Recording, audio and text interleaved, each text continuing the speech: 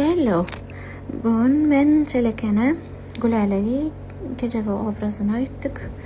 Şonu görketmekçi gececek bir vlog çektim. Karadı kişi demeyin na. Ana berde işe geldim. Gülale'nin gecebe koyunağını almalı. Sonra da Çelekene yola düşmeli. Berde işten çıkıp baraya kam çekip durun.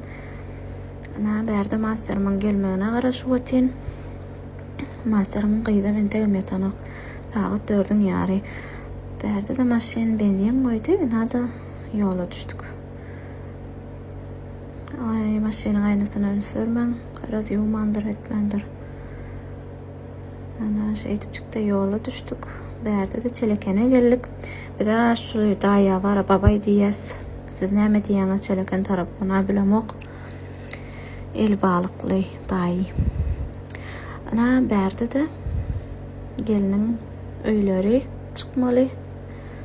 Afirmelerini yetiptirli. Şolara geldik. Berde de gelin bedemeden önce. Ve sönne. İkisem aladı duatı. Masterim bilen Gülalek. Gülalek korku stresti. Ondan sonra Svetyan ne?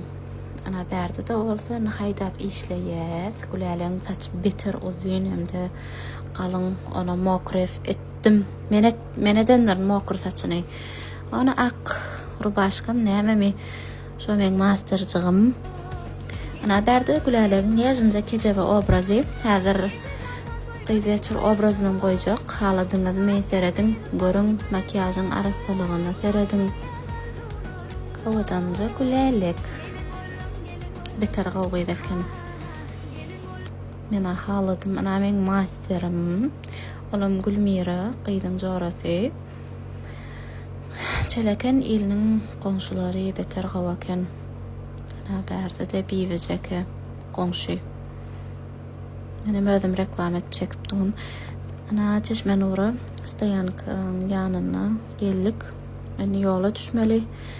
Vican iyiydi yadımdan çıkıptır. Yatık kalım yolu. Bulam Çelekenin meçhedi. Hoşum, sağ olun.